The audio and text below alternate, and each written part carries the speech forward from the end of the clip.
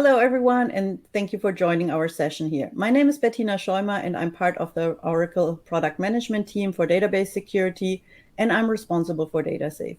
What I would like to do with you for the next few minutes is sharing how DataSafe can support you in streamlining the security for your Oracle databases, both in the cloud and on premises.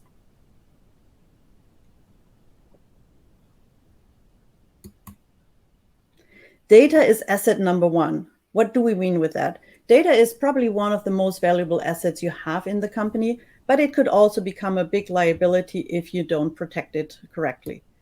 Almost every week, there's a story about a data breach in the media. Hackers got their hands on some customer data or employee data that was exposed. And of course, what are hackers targeting? They're targeting target databases because that's where information is concentrated in one simple place. In addition, what we see, there are more and more data protection laws and regulations across the globe. Most prominently was GDPR in Europe, but we also have the Consumer Privacy Act, for instance, here in California, and there are more regulations coming up around the world. What does it mean for you? Obviously, you need to make sure you know where your sensitive data is stored, how to protect it, and how to make sure you're not leaving any unnecessary risks. If you think about Oracle, we introduced the autonomous database, already addressing a lot of the security aspects. We wanted to make sure all the data is encrypted all the time. Security patches are applied automatically. We make sure that administrators cannot snoop into your data. But even with an autonomous database, there's still a lot of what we call customer responsibility. You need to make sure that your database is configured to not leave any unnecessary risk. You need to verify that your configuration is not drifting away from the approved configuration. You need to understand who your highly privileged users are. What are those users doing in the database? You need to decide what activities do you want to audit in your database. How do you manage your audit records? Where do you store the audit records? How long do you need to keep the data? And then also when it comes to sensitive data, obviously, you need to understand where is your sensitive data stored. How can you protect the data so that it's not in the open in any production or especially non-production environments? And to help you with these customer responsibilities, this is why we introduced DataSafe. DataSafe was actually launched almost 3 years, or actually 3 years ago now at OpenWorld in 2019. Larry Ellison announced it on stage at that time.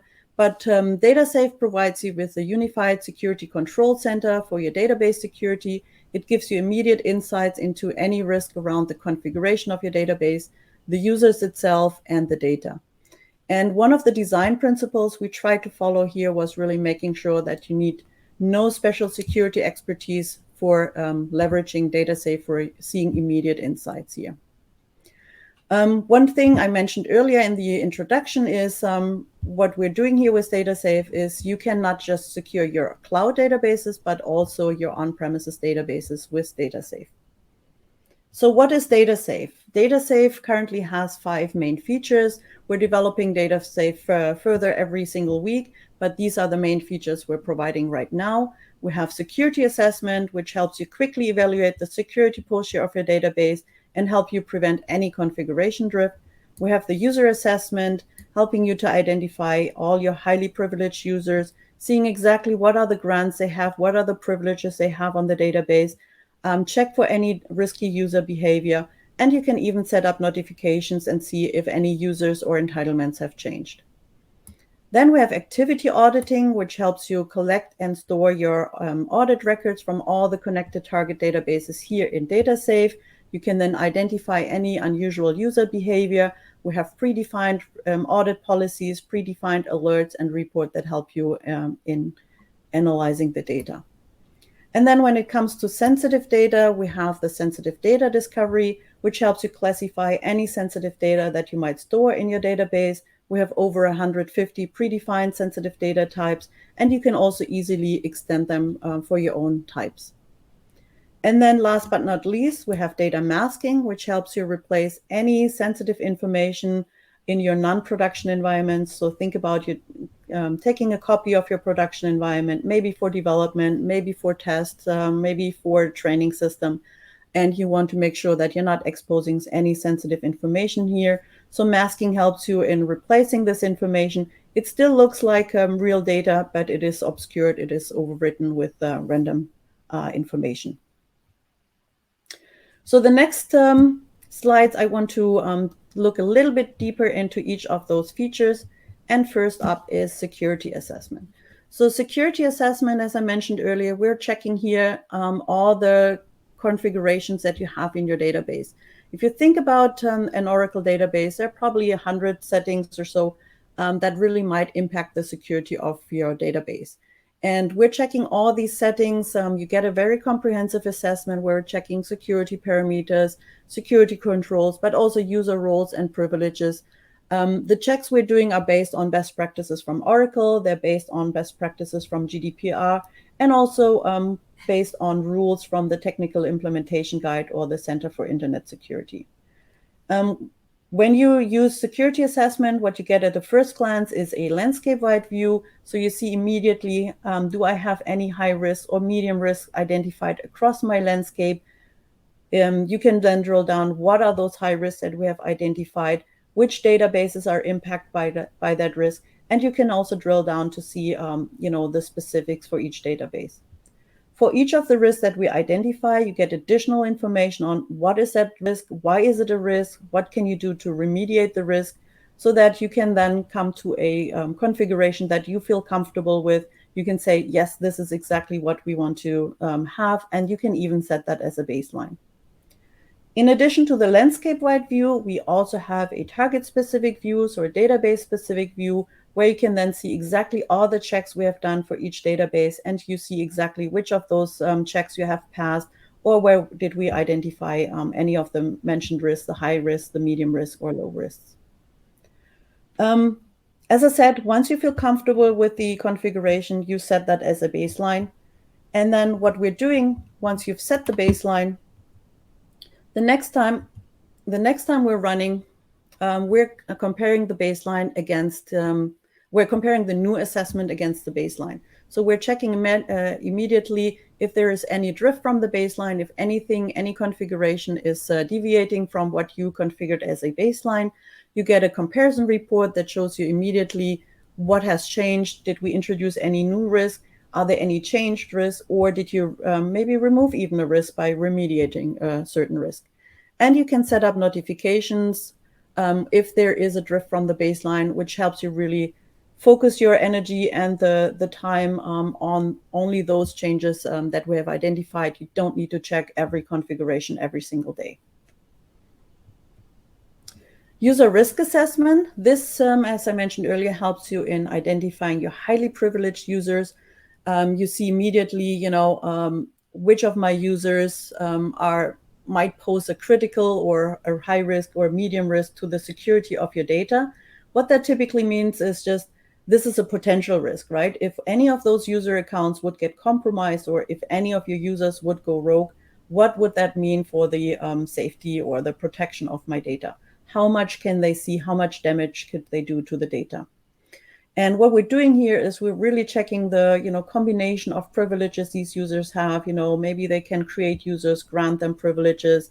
Maybe they can even enable audit policies. So the combination of all of that obviously would mean a critical potential risk here for the safety of your data.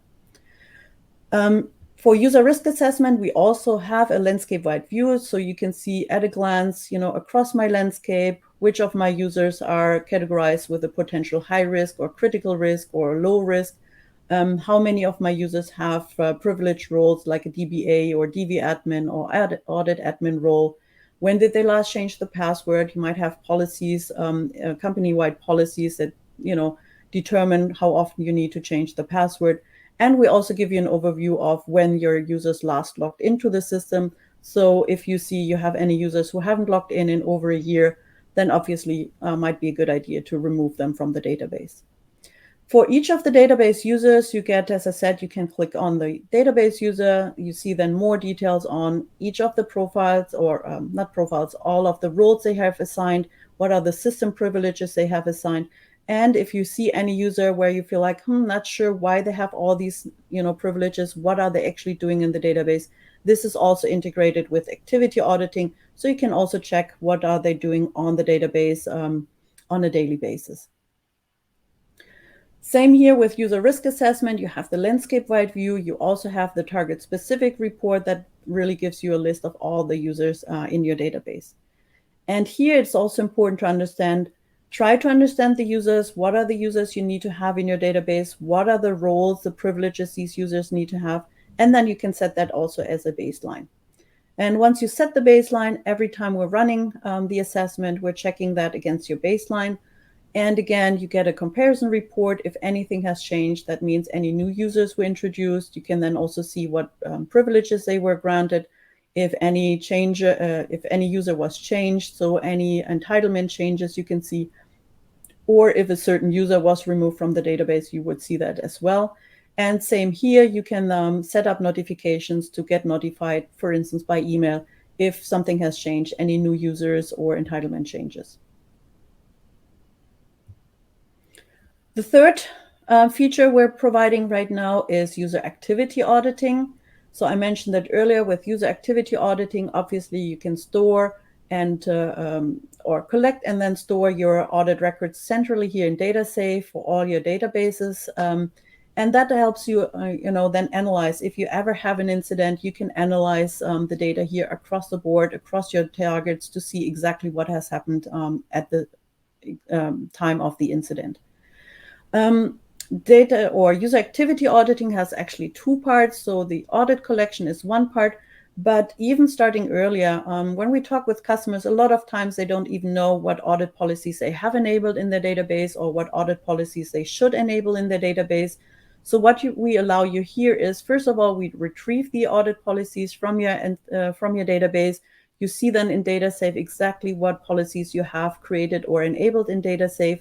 And DataSafe also comes with recommendations here. So as you can see, we have recommended audit policies here for basic auditing, admin activity auditing, or user activity auditing, as well as compliance standard auditing.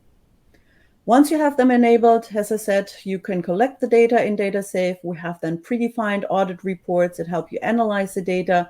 There are plenty of filters that you can set, in addition to the predefined reports. You can also save your own custom reports to see, what's happening here.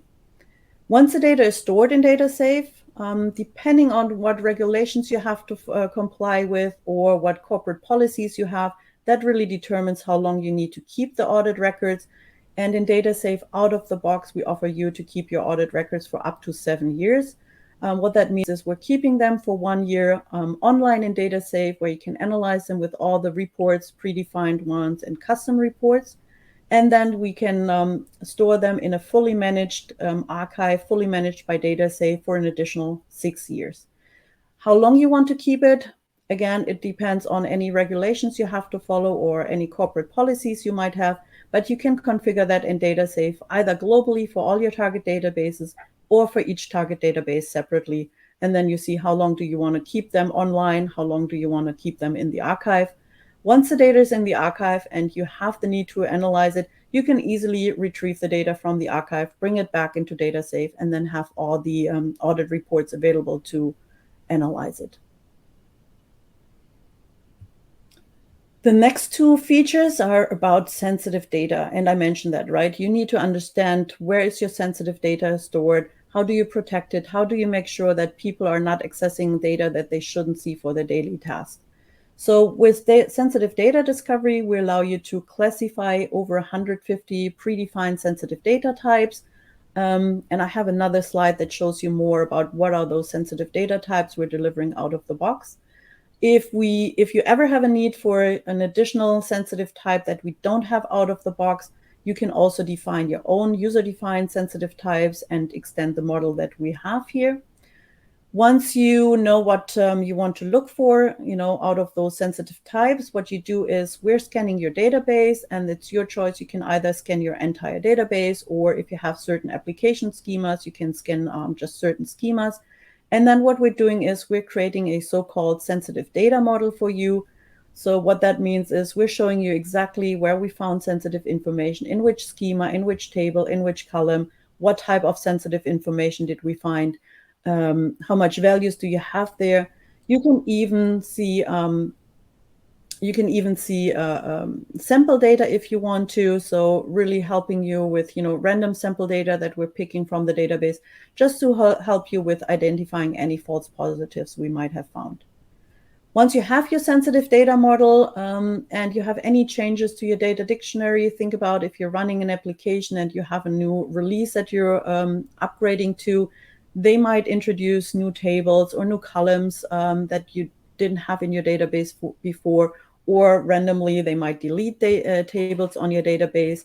But what we're offering here is also incremental discovery. That simply means you can now run an incremental discovery for your sensitive data model. So we're checking if there are any additional sensitive columns on your database now that we didn't capture beforehand, if there are any sensitive columns that we had identified that are no longer in your database, and then you can synchronize the sensitive data model with those findings.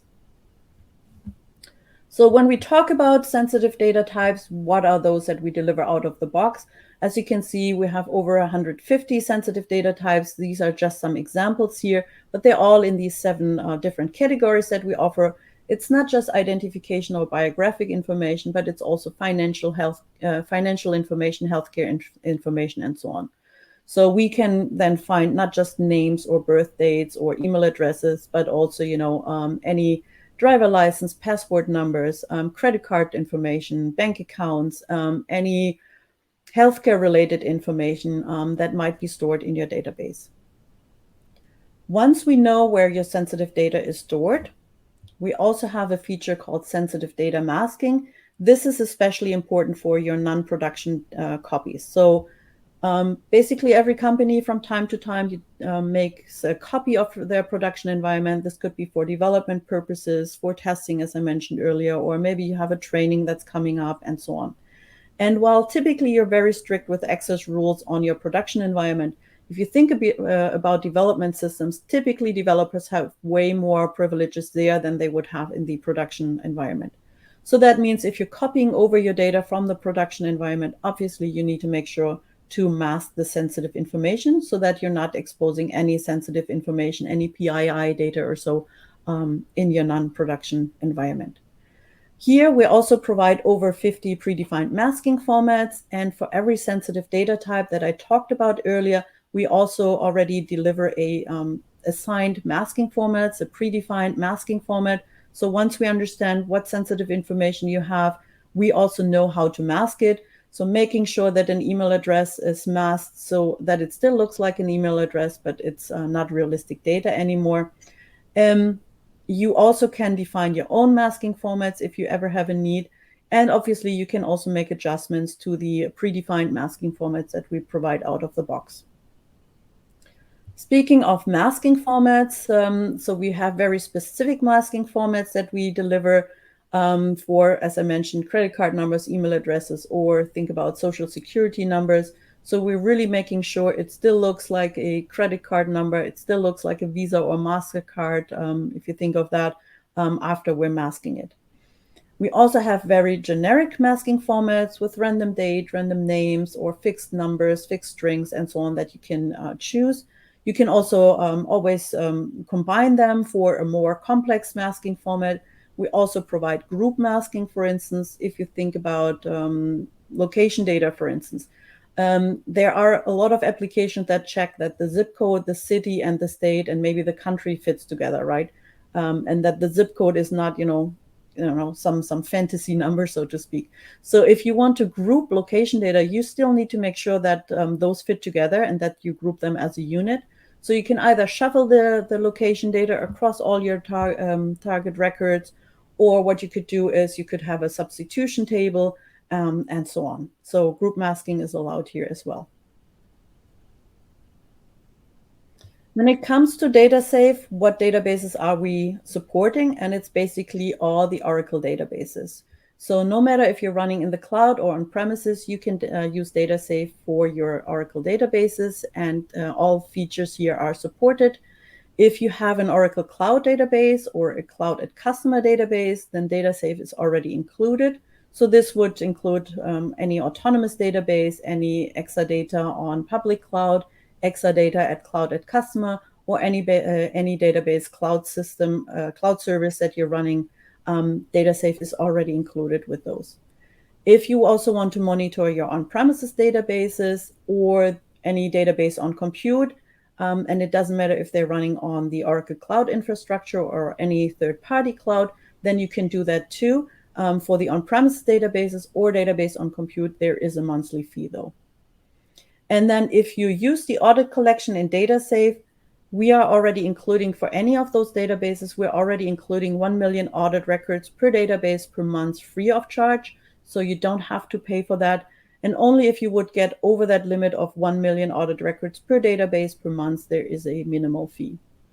One thing that I didn't mention earlier, so if you're using the, if you want to keep your audit records for 7 years in DataSafe or for 1 year or 2 years, there is no additional fee for that. So it doesn't matter if you want to keep your audit records only for a week in DataSafe or a month or 2, or if you're storing it up to 7 years, there is no additional fee for using the long-term storage in DataSafe.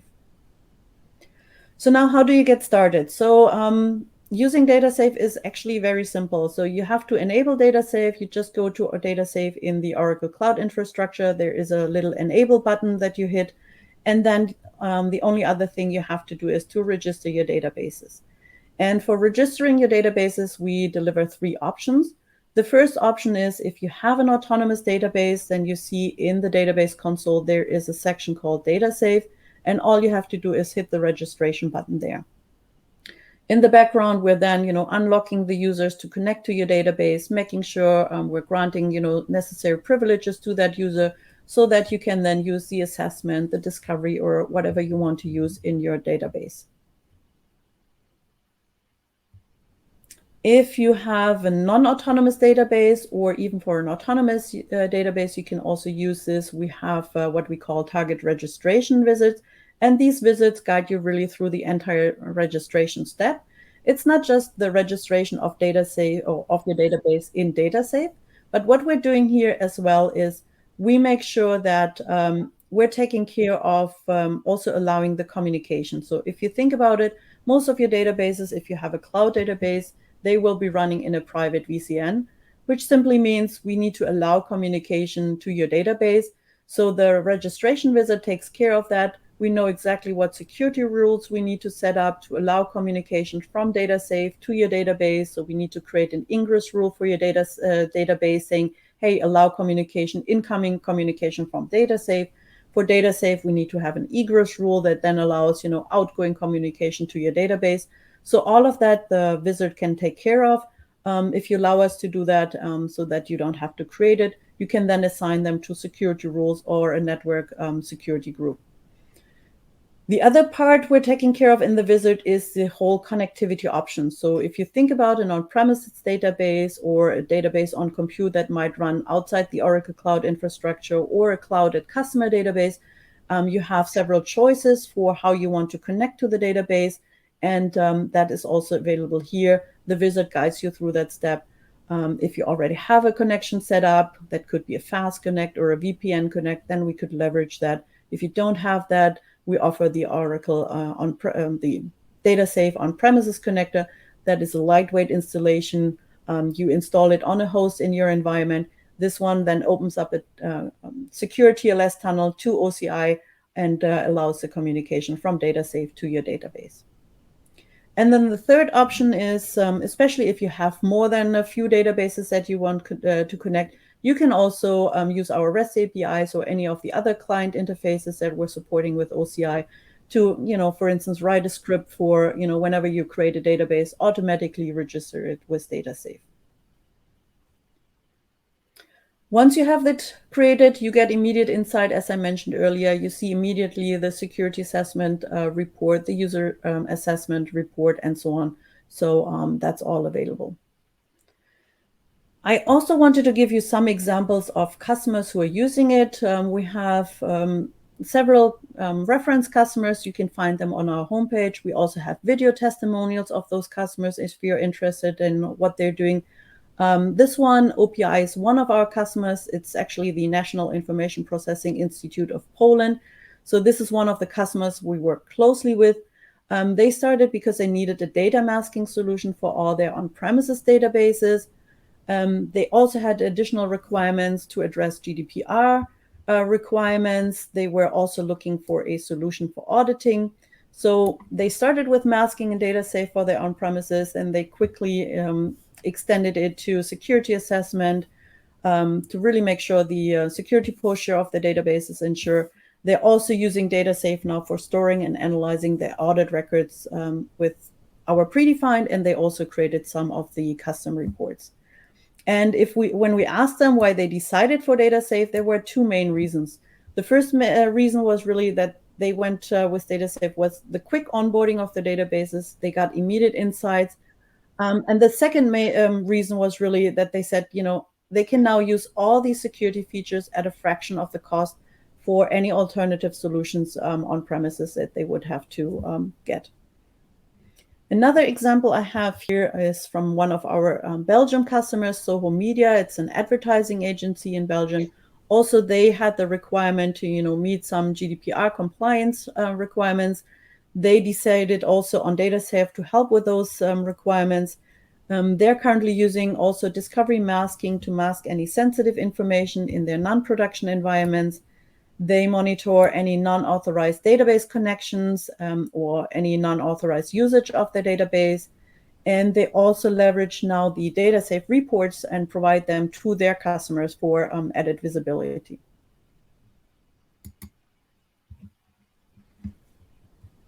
So to summarize, data safe provides you with a simplified and central management for your database security.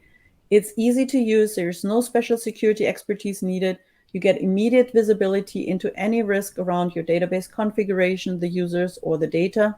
And we followed best practices here, whether it is to check your security posture or to give you recommendations on remediations or measures you can take to increase the security of your database. If you want to learn more, we have a live labs workshop for data safe called the Data Safe Fundamentals. So what we're providing there is really a workshop that goes step by step in each of the features. So you're learning how to use them. You can get your hands on data safe, try it out.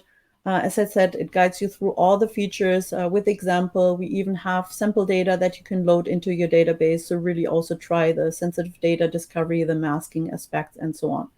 And you can try the live labs either in your own environment with the workshop script that we give you, or you can also reserve, if you're not familiar with live labs, you can also reserve an environment in live labs. And that, it takes a few minutes. You have your environment and you can try everything out. You get the database there and check data safe out. As I mentioned on the data safe homepage, obviously you get way more information on data safe, but also you can see our customer references, video testimonials that we have on data safe if you want to learn more about how other customers are using data safe.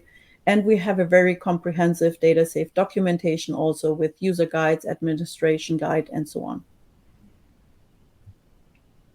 So I hope this was helpful for you. I hope you look into data safe for securing your data safe databases. And thank you so much for your time and joining the session. Have a wonderful event. Bye.